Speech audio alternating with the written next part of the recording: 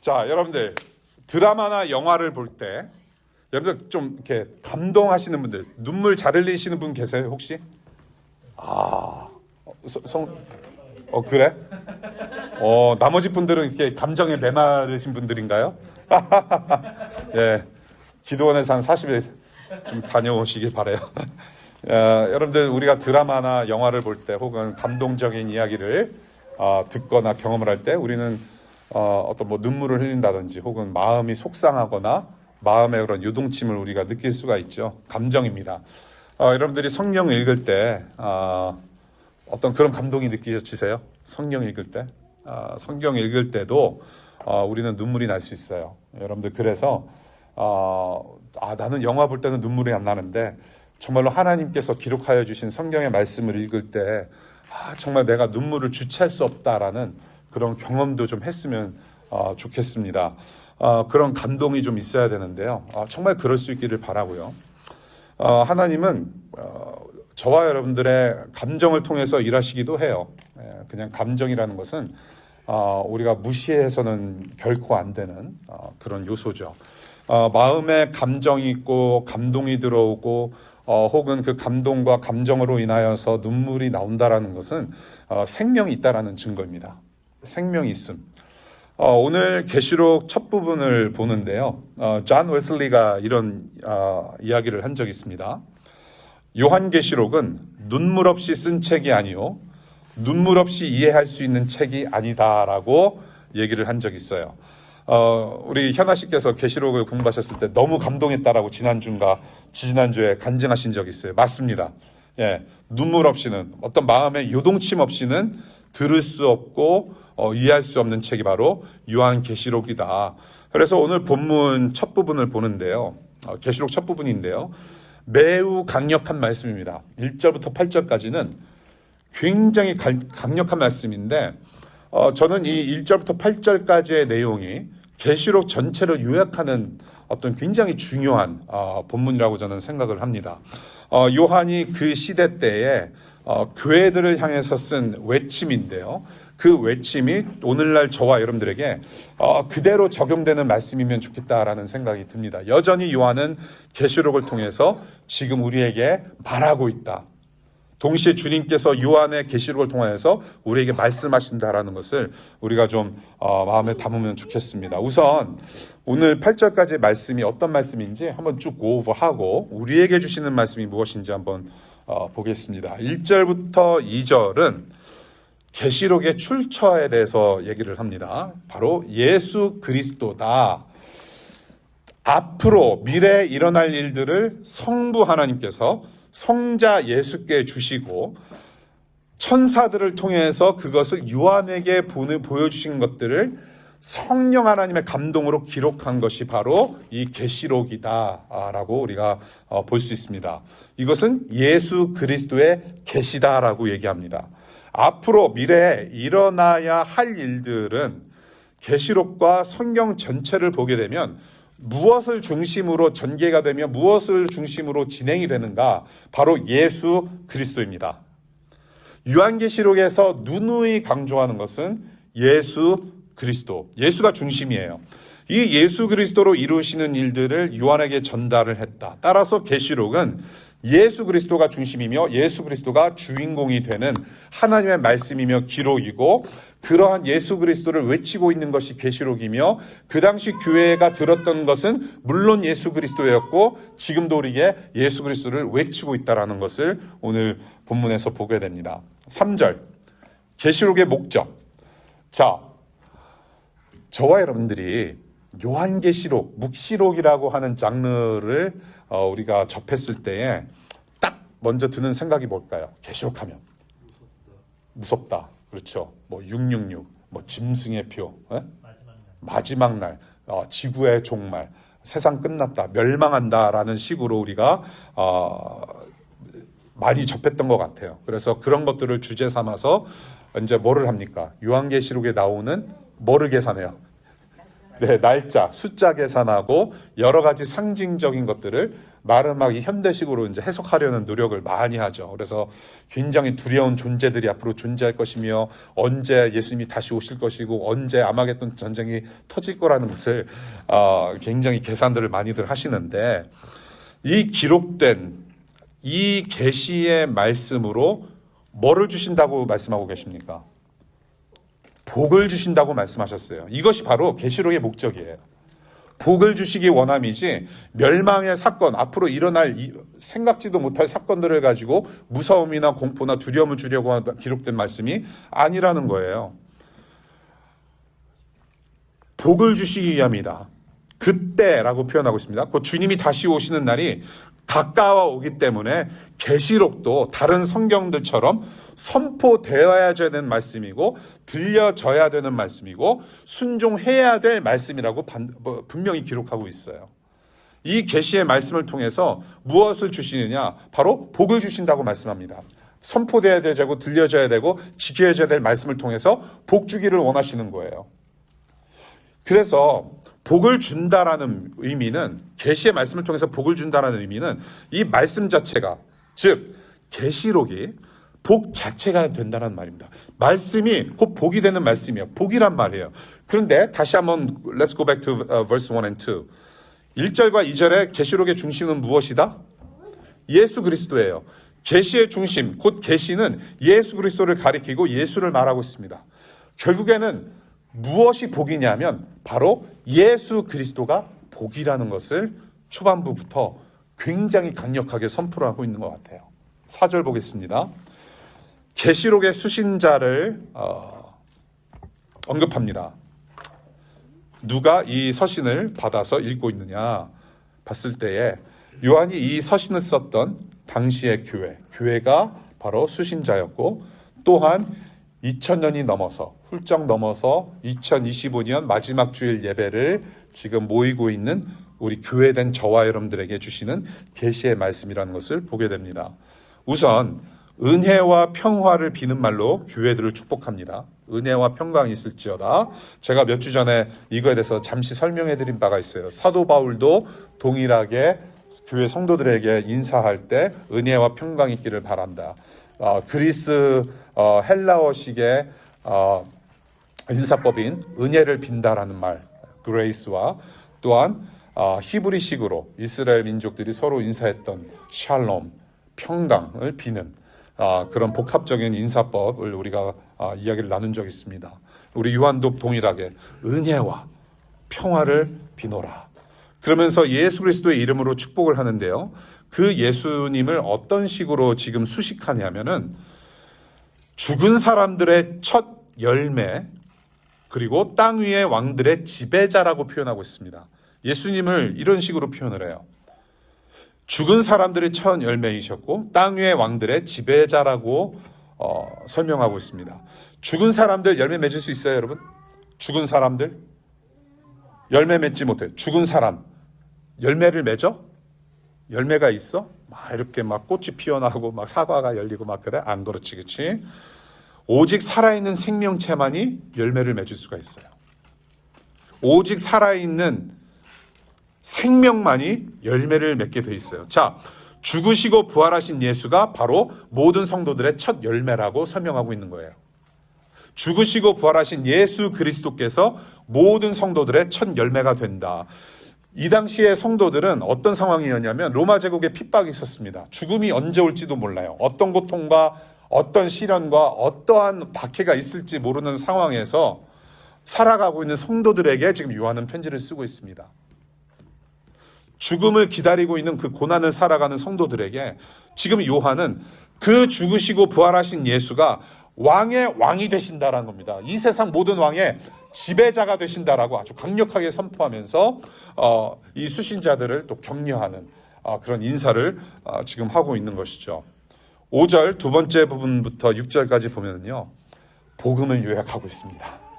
그 예수님을 그렇게 소개를 한 후에 복음을 요약해요. 복음이 무엇인지 아주 명료하게 간단하게 설명을 합니다. 자, 예수님께서 이 지금 고난 중에 있는 성도들을 향해서 이 예수가 어떤 일을 하셨는지, 복음을 얘기를 하는데 무슨 일을 하셨는가 봅시다. 예수님의 피로 우리의 죄를 사해 주시고 하나님을 앞장서서 예배하는 나라와 제사장처럼 특별한 존재들로 만드실 만큼 사랑하셨다라는 겁니다. 특별한 존재로 사랑하실 만큼. 다시 말씀드려요. 예수 그리스도 복음. 예수님의 피로 우리의 죄를 사해 주시고 우리 하나님을 예배받으시기 합당하신 하나님을 앞장서서 예배하는 나라와 제사장처럼 아주 특별한 존재들로 만드실 만큼 그렇게 예수님을 통해서 사랑하셨다라는 복음을 선포합니다. 이 복음은 죽음과 핍박의 고통을 지나가는 성도들이 어떤 사람들인지 그 정체성을 일깨워주는 영광과 권세의 왕의 기쁜 소식이라는 것입니다. 예수 그리스도의 복음은 그냥 단순히 예수님이 이런 분이셨구나 나는 믿습니다. 그래서 내일 당장 내가 죽으면 천국 갈 수 있는 티켓이 아니라 예수 그리스도의 복음은 우리가 누구인지도 일깨워주는 언제나 기쁜 소식이기도 해요. 그것을 요한이 지금 하고 있는 것 같습니다. 그래서 영광과 권세의 지배자 되시는 왕이 되시는 그분의 기쁜 소식 안에 우리의 정체성이 있다라는 말씀을 하고 있는 것 같아요. 자, 7절. 그 왕은 다시 오신다라고 기록합니다. 예수님께서 다시 오시는 날은 곧 그분의 영광을 보는 날이에요. 우리가 face to face 예수님을 다시 보는 날입니다. 예수 그리스도를 다시 보면서 동시에 어떤 일이 일어나는가? 심판의 날이기도 합니다. 심판의 날. 예수 그리스도의 보혈로 말미암아 위롭다 여겨짐을 받은 자들과 그렇지 않은 자들을 반드시 가르시고 심판하시는 날이기도 한다는 것을 우리가 볼 때에 이것은 매우 두렵기도 하지만 우리 믿는 자들에게 있어서는 엄청나게 기뻐해야 할 날이라는 겁니다. 우리가 종말을 이야기를 할 때, 계시록을 이야기를 할 때 우리는 두려워요. 세상의 끝이라는 그러한 것을 막연하게 생각한다면 두렵기는 하지만 예수님을 우리가 다시 대면한다라고 했을 때에는 우리의 마음속에 기쁨이 샘솟아야 합니다. 우리의 기쁨이 넘쳐야 돼요.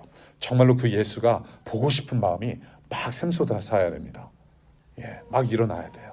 저는 여러분들이 그날을 기다리시는 분들이신 줄로 믿습니다. 정말로 그러실 수 있기를 바라요. 그래서 그 심판의 날에 하나님의 원대하신 구원의 계획이 또한 완성이 되는 날입니다. 하나님의 날이죠. 이 일을 지금 누가 하는가? 다시 오셔서 이 모든 일들을 누가 마치고 누가 완성하시는가? 바로 8절입니다. 헬라어 알파벳 처음과 나중, 처음과 끝이 되는 알파 앤 오메가, 알파와 오메가라고 하는 것이죠. 알파와 오메가는 영원하시고 전능하신 하나님을 가리키는 단어이죠. 알파와 오메가다. 아멘입니다. 자, 그래서 이 예수 그리스도를 계시록 초반부에 이렇게 계속해서 강조하고 반복을 하는데 우리가 4절과 8절을 보게 되면은 요한이 아주 특별하게 반복해서 이 예수님을 강조하는 부분들을 우리가 볼 수 있어요. 자, 4절 보겠습니다. 4절 띄어서 보시면은 자, 지금도 계시고 전에도 계셨고 또 어떤 분이다? 앞으로 오실 분이라고 소개를 해요. 자, 8절 보겠습니다. 8절 띄워주시고요. 다시 봅니다. 지금도 계시고 전에도 계셨고 또 앞으로 오실 누구? 전능하신 주 하나님이라고 소개합니다. 자, 4절에 앞으로 오실 분 예수 그리스도이세요. 8절은 전능하신 주 하나님이라고 소개합니다. 지금도 계셨고 전에도 계셨고 앞으로 오실 그 분은 바로 그래서 앞으로 우리가 지금도 붙잡고 앞으로 붙잡아야 될 분은 바로 이 성자 하나님 예수 그리스도란 말입니다. 예수 그리스도를 이런 식으로 다시 반복을 해요. 그 예수 그리스도는 언제 계시는 분이세요? 자, 시제를 보십시다. 4절과 8절 반복되는 이 문구 속에서 시제가 어떻게 돼요? tense가. 뭐가 먼저 나옵니까? present. 지금도 계시고. who was. 그 다음에 뭐가 나와요? 과거. who is, who was, and who is to come. who is가 먼저 나와요. 그 다음에 과거. who was. 미래. who is to come. 현재, 과거, 미래형 순서로 돼 있어요. 이 당시 성도들의 처지 안에서 함께 숨쉬고 계시는 부활 생명의 왕 예수 그리스도가 지금 너희와 함께 있다라는 걸 강조하는 것 같아요.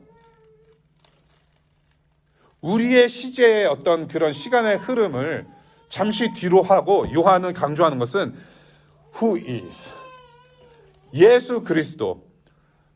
죽음에서 일어나셔서 첫 열매 되시고 모든 지금 로마 제국과 세상 모든 왕을 지배할 수 있는 전능하신 영원한 왕, 알파와 오메가의 왕이신 그 예수가 지금 너희와 함께하고 계시다라는 것을 요한이 강조하고 있단 말인 거예요. 그 왕이신 주님이 지금 너희와 함께 하시고 전에도 미래도 알파와 오메가로 영원히 함께 하시는 분이시다. 지금 너희와 함께 살아계시는 예수 그리스도가 바로 지금 너희의 소망이시며 위로이시다라는 것을 요한이 강조하고 있는 것 같아요. 이것을 시점으로 요한계시록 끝까지 교회들을 이런 식으로 축복하며 복되게 하고 위로하고 소망을 가져다 줍니다. 그리고 이 계시록의 말씀은 2025년을 마무리하고 2026년을 들어가는 저와 여러분들에게 소망과 위로의 말씀이기도 한 것이죠. 요한의 이 말씀을 전에 듣고 있던 그런 성도들의 심정이 어땠을까 한번 잠시 상상해 보면 좋을 것 같아요. 가슴 뛰며 눈물이 난 만큼 위로가 되었을 거예요. 저렇게 아름다운 소리로 노엘이를 위로하고 가라앉히듯이 저 복음의 소리가 여러 고난을 지나고 있는 교회와 성도들에게 들려질 때 얼마나 위로가 되며 다시금 살아갈 수 있는 소망이 될 수 있었는지, 지금 당하는 박해와 고난을 당장 물리쳐 준다고 약속하고 있지 않아요. 사도 요한은 결코 너희들은 곧 감옥에서 나오거나 이런 어려운 시기에서 하나님께서 너희들을 빼내오셔서 너희들의 삶을 풍족하게 하고 정말로 이 세상의 모든 로마 제국이 주는 그런 것들을 모두 누리게 잘 해주실 것이라는 약속하지 않습니다. 고난을 피하는 방법도 제시하고 있지 않아요. 오로지 예수 그리스도가 어떤 분이신지만을 증거하고 있습니다. 당시 성도들이 왜 고난을 당했을까요? 예수님 이름 때문에 고난당한 거예요. 내가 예수님을 믿는다는 사실 때문에 고난을 당합니다. 내가 예수님을 따르기로 작정을 했는데 그래서 로마 제국에 혹은 세상의 가치관에 유혹받지 아니하고 그것을 대항하면서 싸우는 삶을 살았기 때문에, 그래서 그 예수님 때문에 나를 살리시고 교회되게 하신 그 예수님 때문에 내가 고난을 받고 박해를 당하고 있다는 것이죠. 그런데 그 예수 그리스도의 이름은 오히려 내가 견뎌낼 수 있고 우리 교회가 견딜 수 있는 힘이요 능력이었다라는 것입니다. 성도들이 붙들 수 있었던 것은 강자의 지혜나 어떤 전략이 아니라 오직 전능하신 왕 예수 그리스도, 그 예수가 지금 우리와 함께 하신다라는 진리의 말씀으로 소망과 위로를 얻었다라는 것을 우리가 생각해 볼 수 있습니다. 여러분들 한 해 수고 많으셨어요. 어느덧 7월 달에 예배 시작해서 반년 지났고 또 지난 1월부터 여러분들 여러 가지로 고생하셨어요. 우리 하나님께서 인도하신 각자의 삶의 터전에서 정말로 최선을 다하신 줄로 믿어요. 여러분들 직장 생활 하랴, 또 부모님 역할하고 또 자식 역할도 하고 며느리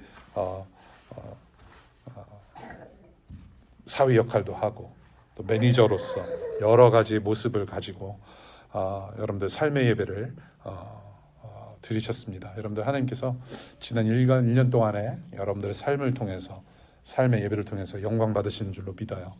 그렇게 살아오시는 중에 물론 쉽지 않은 일들도 많이 있었을 거라고 생각됩니다.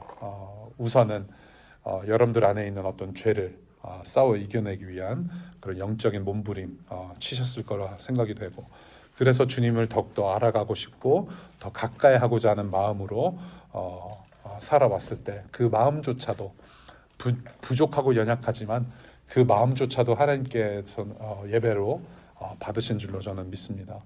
그리고 더러는 나의 직접적인 어떤 범죄가 아닐지라도 타인을 통한 어떤 불이익과 또 부당함, 불편함을 당하신 경험도 있을 거라고 생각이 돼요. 죄의 현상 가운데 저와 여러분들이 여러 일을 또 겪었습니다. 이 모든 것들을 신앙으로 이겨내고자 하는 고생을 우리가 했습니다. 어찌 보면은 이것 또한 우리가 예수님 만나기 전까지 우리가 또 지나가야 될 고난이라고 생각되는데요. 우리 교회 차원에서 본다면 교회를 우리 주님께서 우리를 통해서 교회를 시작하셨어요.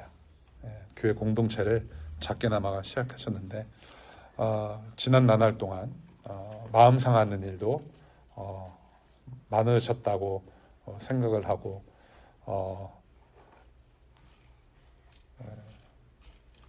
여러 가지 일들이 많이 생각나는데요. 그래도 여러분들 잘 이겨내셨어요. 너무 잘 이겨내셨고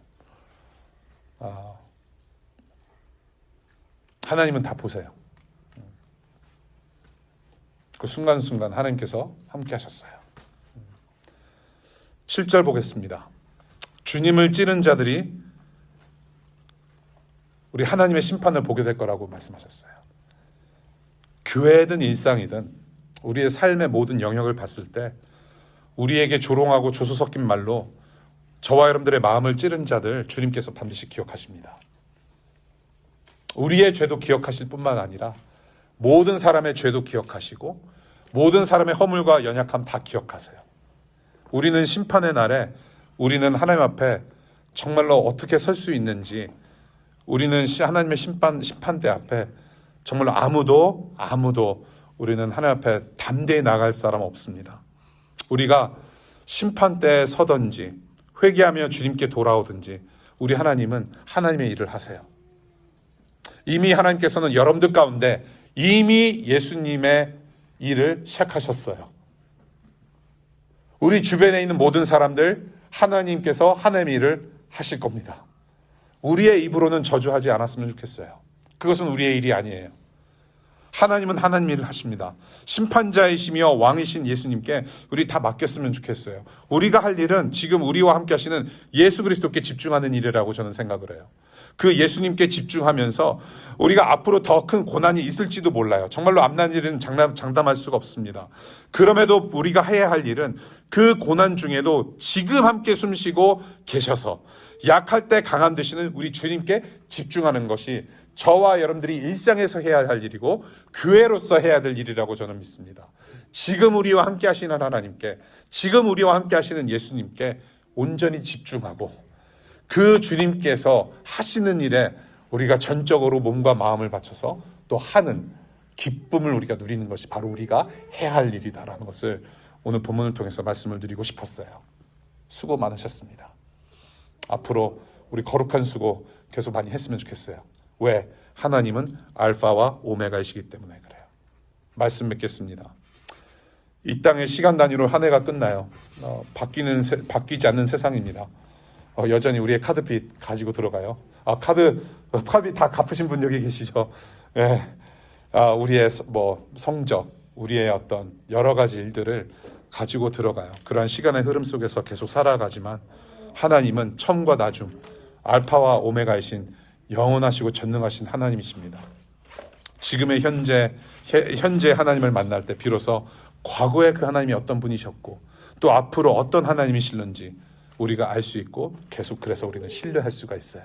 지금 하나님을 만나는 것이 과거의 하나님께서 나의 생명과 나의 삶과 이 세상에서 어떤 일을 하셨는지 알 수가 있고 지금 하나님을 만나는 것이 바로 미래의 하나님을 만날 수 있게 되는 것이다라는 거.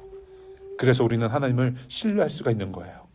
우리 2025년은 비록 힘들었고 비록 힘든 삶을 우리는 비록 살아가고 있지만 2026년에는 분명히 하나님께서는 소망과 위로로 변치 않은 사랑을 우리에게 베푸시며 계속해서 우리는 우리 주님 만날 날을 가까이 보게 된다는 거.